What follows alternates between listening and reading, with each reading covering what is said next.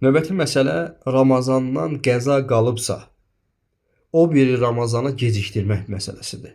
Məsələn, bir insan deyək ki, bu Ramazanda yəni üzürlü səbəbdən,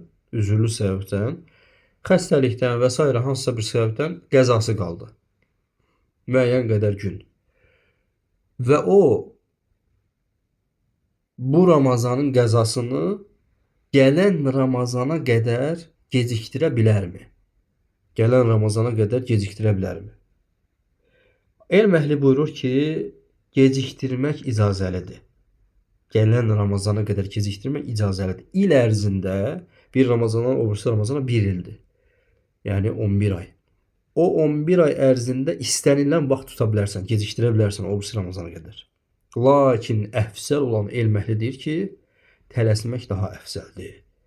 Necə ki, Ali İmran surəsinin 133-cü ayəsində Allah Subhanahu wa Taala buyurur ki: "Və-səri'u ilə məğfiratin min rabbikum." Yəni Rəbbinizdən olan məğfirətə, yəni bağışlanmağa tələsin. Ona görə də xeyir əməldə tələsmək lazımdır. Lakin icazəlidirmi? Bəli, icazəlidir. Lakin burada alimlər bir şərt qoyublar ki, o birisi Ramazana yetişməsin. O birisi Ramazana yetişməsin. Və alimlər bu icazəni də ittifaqla qeyd ediblər. Və Buxari Müslimin rəvayət etdiyi bir hədisdə buyurur ki, "Kənə yekunu aleyyə-s-savmu min Ramazan, fəmə əstəti'u ən əqdiyehu illə fi Şəban."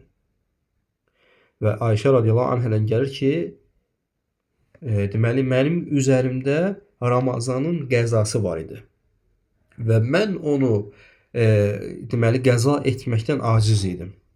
Mən onu ancaq Şaban ayında qəza edə bildim. Yəni Şaban Ramazana bir ay qalmış. O biri Ramazana bir ay qalmış qəza edib. Və bu da onu göstərir ki, heç bir problem yoxdur. Yəni deməli bu Ramazandan qəza qalıbsa, digər Ramazanın girişinə qədər onu yerinə yetirə bilərsən, qəza ödəyə bilərsən.